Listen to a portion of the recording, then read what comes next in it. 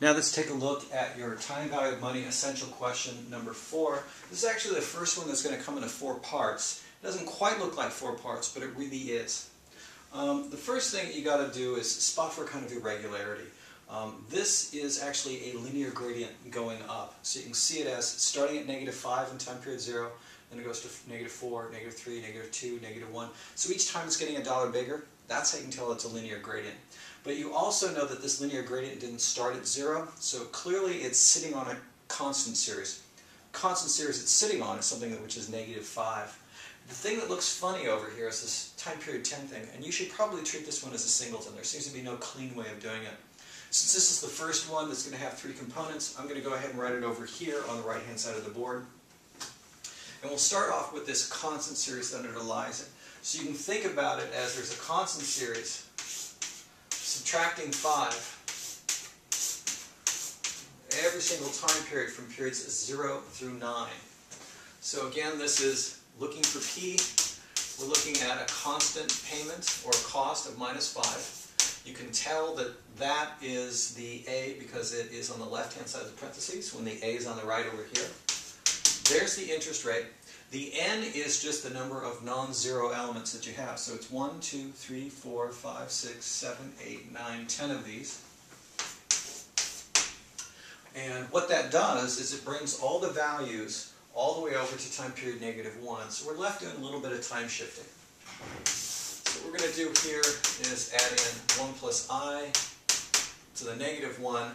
And if you follow our trick, if you have the 10 right there, the N and the exponent together, you get 9. And that's the last time period where you're going to see something on this constant series. So that takes care of the constant series. Next thing that we're going to worry about is the linear gradient.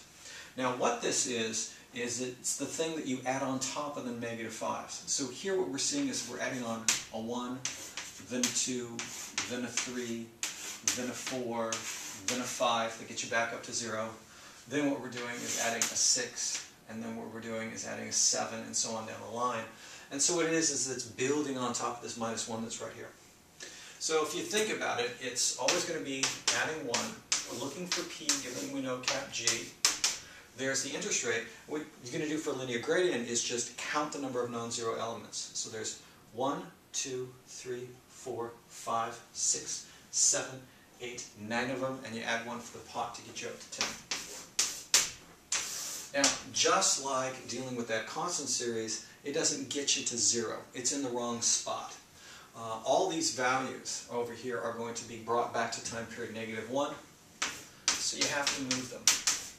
And so what we're going to do is note that we have everything deposited -1, so we'll put a -1 right here, and that'll move it forward. Again, following the rule, you add the 10 and -1 together, and that gives you the last time period where you're going to have this addition on top of the constant series. Last thing to handle is the singleton right here in time period 10. What that is just $2 that you're going to get in time period 10. And it's the single singleton discounting you have right there. And this should be one of the answers that you have to your essential question number 4. Thank you.